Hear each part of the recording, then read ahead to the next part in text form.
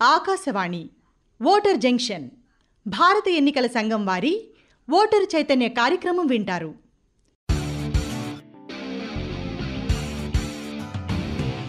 జనం జనంతో ఓటుతో కలిస్తే ప్రజాస్వామ్యమొక సిస్టమ్. ఓటర్ కలుస్తూ పోతే అవుతుందొక కొత్త connection. Voter junction hashtag voter junction, voter junction hashtag voter junction.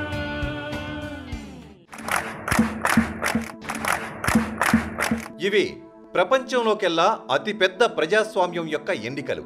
ఈసారి మనమంతా తప్పకుండా ఓటు వేయాలి. ఒక్కరు కూడా మానకూడదు, ఒక్క ఓటు కూడా పోకూడదు. ఎన్నడూ జరగనంతగా ఈసారి ఓటింగ్ జరగాలి. ఈసారి అందరూ ఓటు వేయాలి. అందుకే అందరం మరోసారి చెబుదాం, ఎన్నికల పర్వం దేశానికి గర్వం, ఎన్నికల పర్వం దేశానికి గర్వం. శ్రోతలందరికీ నమస్కారం. మిత్రులారా, మీ అందరికీ ఓటర్ జంక్షన్ కార్యక్రమానికి స్వాగతం. ఈరోజు మనం రాజకీయ పార్టీల గురించి మాట్లాడుకుందాం. ఎన్నికల్లో రాజకీయ పార్టీలు ప్రధానమైన పాత్ర పోషిస్తాయని మనందరికీ తెలుసు. దేశంలో ఎన్నికలు జరిపించవలసిన బాధ్యత ఎన్నికల సంఘానిది. ఎన్నికల సంఘం ఓటర్లు తమ ఓటు హక్కు వినియోగించుకోవడానికి వీలుగా ఏ విధంగా అయితే అన్ని ఏర్పాట్లు చేస్తుందో, అదే విధంగా ఎన్నికల్లో పోటీ చేసే ప్రక్రియ సులభతరం చేసేందుకు ఎన్నికల సంఘం రాజకీయ పార్టీల కోసం కూడా తగిన ఏర్పాట్లు చేస్తుంది. మిత్రులారా, దేశంలో ప్రస్తుతం లోక్సభ ఎన్నికలు జరుగుతున్నాయి. ఈ ప్రజాస్వామ్య పండుగలో పాల్పంచుకుంటున్న ప్రజాప్రతినిధులు మరియు రాజకీయ పార్టీలకు సమాన అవకాశాలు కలుగచేయటం కోసం ఎన్నికల సంఘం పాటుపడుతోంది. అభ్యర్థుల విజ్ఞప్తులు స్వీకరించడానికి, వారు నామినేషన్లు వేయడానికి ఐటీ అప్లికేషన్స్ మరియు పోర్టల్స్ రూపొందించడం జరిగింది. తద్వారా వారంతా ఎన్నికల ప్రక్రియలో సులువుగా పాల్గొనగలుగుతారు, నియమ నిబంధనలు పాటించగలుగుతారు. మిత్రులారా, అభ్యర్థులు మరియు రాజకీయ పార్టీల వారు ఎన్నికల సంఘం యొక్క వెబ్సైట్ www.eci.gov.in లోకి వెళ్ళి రాజకీయ పార్టీల సెక్షన్ క్లిక్ చేయవచ్చు. దానిలో రాజకీయ పార్టీ మరియు అభ్యర్థి అనే 2 సెగ్మెంట్స్ ఉన్నాయి. ఆన్లైన్లో ప్రమాణ పత్రం సమర్పించడం, రాజకీయ పార్టీల రిజిస్ట్రేషన్ మొదలైన వివరాలు ఆ పేజీలో లభిస్తున్నాయి. सरकार का निर्माण चलो हो जाओ तैयार, चुनो अच्छी सरकार, चलो हो जाओ तैयार, चुनो अच्छी सरकार. మిత్రులారా, మీకొక విషయం చెప్పాలి. ఎన్నికల తేదీలు ప్రకటించడానికి ముందు ఎన్నికల సంఘం రాజకీయ పార్టీల ప్రతినిధులతో ఒక సమావేశం నిర్వహిస్తుంది. ఎన్నికల సంఘం రాజకీయ పార్టీల విజ్ఞప్తులు, సలహాలు, సూచనలు స్వీకరిస్తుంది. వాటి ఆధారంగా సరైన నిర్ణయాలు తీసుకుంటుంది. ఆ ప్రకారంగా సమస్యల పరిష్కారానికి ఏర్పాట్లు చేయడం జరుగుతుంది. అవునండి, అవును. రాజకీయ పార్టీల మధ్య వివాదాలు లేకుండా సౌహార్ద భావనతో ఎన్నికలు జరపడం గురించి భారత ఎన్నికల సంఘం ప్రధాన కమిషనర్ రాజీవ్ కుమార్ గారు ఏం చెప్తున్నారో విందాం రండి. My appeal to the political parties again. We are very committed for ethical political discourse. I would like parties to again appeal that please maintain decorum in campaigning and refrain from abuses and personal attacks. राजनीतिक दलों को बहुत personal attack से बचना चाहिए. फिर मुझे बदर साहब का एक शेर याद आता है, दुश्मनी जमकर करो लेकिन ये गुंजाइश रहे. दुश्मनी जम के करो लेकिन ये गुंजाइश रहे, जब कभी हम दोस्त हो जाएं तो शर्मिंदा ना हो. మిత్రులారా, మనమిప్పుడు ఎన్నికల కోసం పెద్ద ఎత్తున ఏర్పాట్లు చేసుకుంటున్న ఒక రాజకీయ పార్టీ సభ్యులు ఏం మాట్లాడుకుంటున్నారో విందాం పదండి.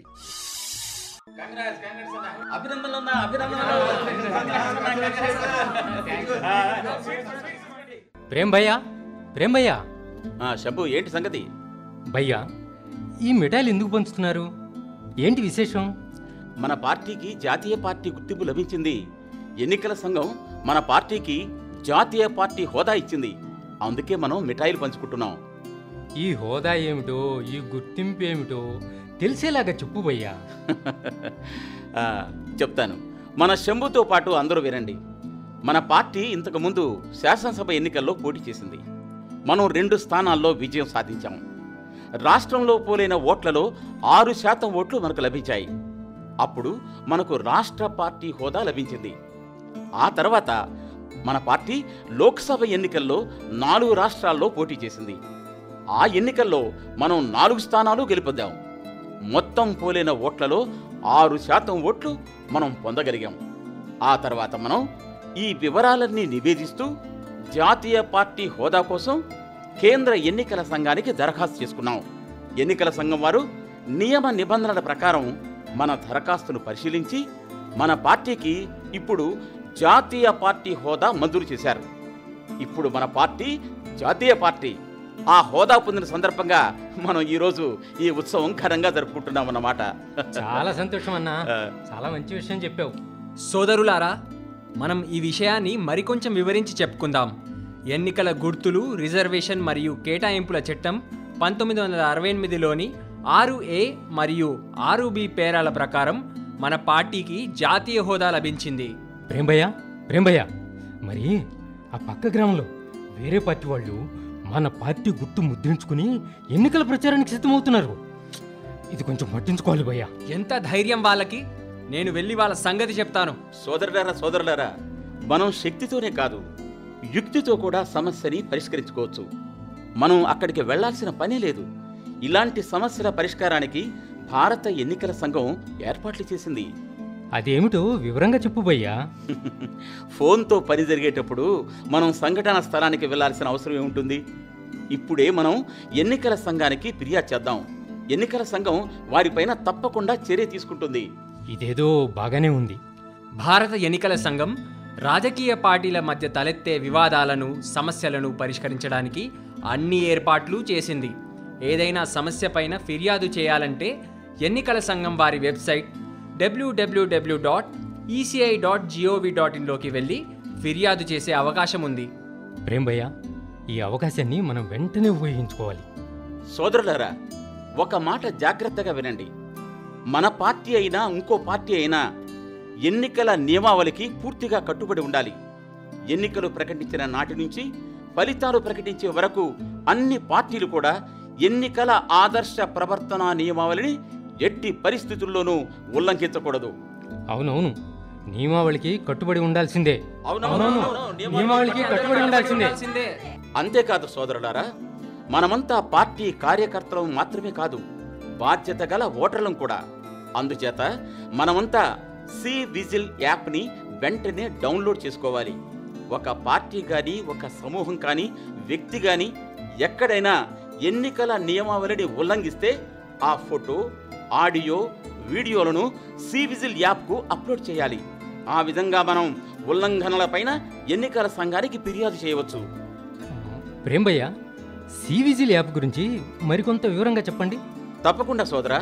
ఈ యాప్ ద్వారా ఎన్నికల సంఘానికి కళ్ళు, చెవులు మనమే కావచ్చు. పోలింగ్ కేంద్రం వద్ద కానీ, మరి ఎక్కడైనా కానీ, ఎవరైనా కానీ ఎన్నికల నియమావళిని ఉల్లంఘించినా, లేదా ఒక అభ్యర్థి కానీ, వారి కార్యకర్తలు కానీ ఓటర్లను ఏ విధంగానైనా సరే ప్రలోభపెట్టినా, లేదా బెదిరించినా, భయపెట్టినా ఆ విషయాన్ని మనం ఎన్నికల సంఘం దృష్టికి తీసుకెళ్లొచ్చు. మన ఫిర్యాదు అందిన 100 నిమిషాల్లోగా ఎన్నికల సంఘం తగిన చర్య చేపడుతుంది. ఈ యాప్ ఏదో చాలా బాగుంది. చాలా బాగుంది. అయితే వెంటనే మీరంతా ఈ యాప్ని డౌన్లోడ్ చేసుకోండి. ఆదిత్య భయ్య, నాకు కొన్ని విషయాలు తెలియాలి.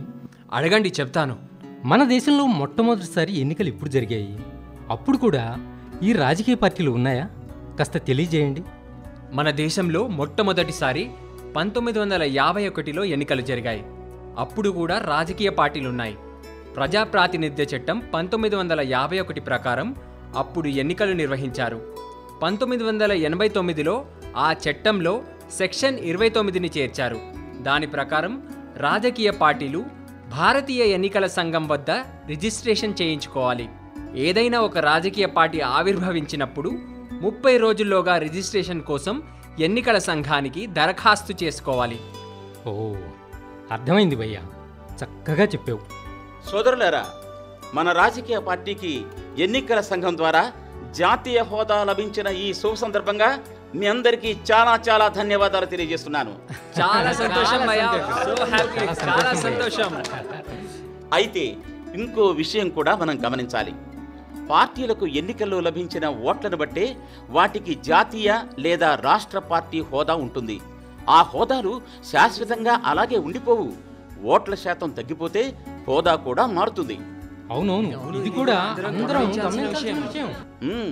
ఓట్లను బట్టే హోదా ఉంటుందని గుర్తుంచుకోవాలి. ఒక పార్టీ రాష్ట్ర పార్టీగా మొదలై ఇతర రాష్ట్రాల్లో కూడా పోటీ చేసి తగినన్ని ఓట్లు సీట్లు గెలుచుకున్నట్లయితే ఎన్నికల సంఘం నిబంధనల ప్రకారం ఆ పార్టీకి జాతీయ స్థాయి లభిస్తుంది. చాలా మంచి విషయం. మీకు తెలుసు కదా, రాజకీయ పార్టీలకు కూడా తమదైన పార్టీ కాన్స్టిట్యూషన్ అంటూ ఒకటి ఉంటుందని. కాన్స్టిట్యూషన్ అంటే నువ్వు మన దేశ రాజ్యాంగం గురించి కాదు కదా నువ్వు మాట్లాడుతుంది? కాదు, రాజకీయ పార్టీలకు తమ పార్టీ కాన్స్టిట్యూషన్ ఉంటుందని చెబుతున్నాను. వాళ్ళ పార్టీ అనుసరించవలసిన నిబంధనలు, నియమావళి అందులో ఉంటాయి. రాజకీయ పార్టీలు తమ పార్టీ కాన్స్టిట్యూషన్ను ఎన్నికల సంఘానికి సమర్పించాలి. అలాగే తమ పార్టీ సంస్థాగత ఎన్నికల వివరాలు కూడా సమర్పించాలి. సంస్థాగత ఎన్నికలంటే ఏమిటి భయ్యా? రాజకీయ పార్టీకి అధ్యక్షుడు, ఉపాధ్యక్షుడు, కార్యదర్శి, కోశాధికారి వంటి అనేక పదవులు ఉంటాయి కదా. ఆ పదవులకు సంబంధించిన ఎన్నికలే సంస్థాగత ఎన్నికలు. బాగుంది. ఈ రోజు మనం చాలా విషయాలు తెలుసుకున్నాం. ఈ రోజు మనకు భలే మంచి రోజు, ఏమంటారు? బాగుంది. ఎన్నో విషయాలు తెలుసుకున్నాం.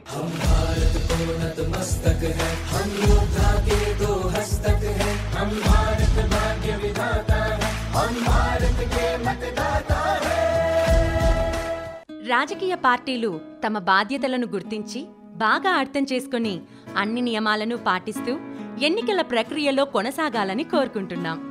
తెలంగాణ రాష్ట్ర ప్రధాన ఎన్నికల అధికారి వికాస్ రాజ్ గారు ఏం చెప్తున్నారో విందాం. 13th May, it has been declared a paid holiday on the instructions of ECI by the government. Most importantly, మీ పేరు ఏ పోలింగ్ స్టేషన్లో ఉంది find out.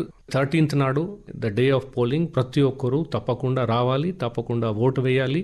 And every vote matters. So our focus now, our campaign now is basically to motivate every voter to come forward and vote on 13th. మీ ఫ్యామిలీస్తో, మీ ఫ్రెండ్స్తో అందరితో కలిసి తప్పకుండా ఓటు వేయాలి.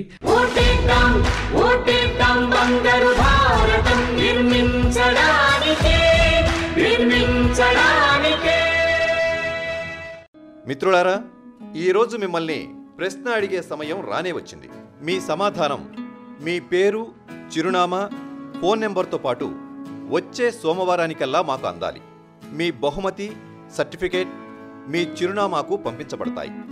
మా వాట్సాప్ నెంబర్కు మీ సమాధానం పంపించాలి. మా వాట్సాప్ నెంబర్ 9993031950. ఫోన్ నెంబర్ మరోసారి 9999031950. ఇప్పుడు నేటి ప్రశ్న. రాజకీయ పార్టీల రిజిస్ట్రేషన్కు సంబంధించి భారతీయ ఎన్నికల సంఘం మార్గదర్శకాలు ఏ వెబ్సైట్లో లభిస్తాయి? ప్రశ్న మరోసారి. రాజకీయ పార్టీల రిజిస్ట్రేషన్కు సంబంధించి భారతీయ ఎన్నికల సంఘం మార్గదర్శకాలు ఏ వెబ్సైట్లో లభిస్తాయి?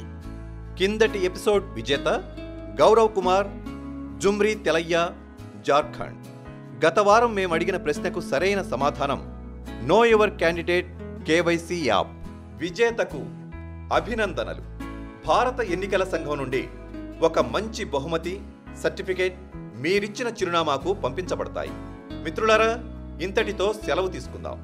వచ్చే శుక్రవారం ఇదే సమయానికి మళ్ళీ కలుసుకుందాం. అంతవరకు సెలవు. నమస్కారం.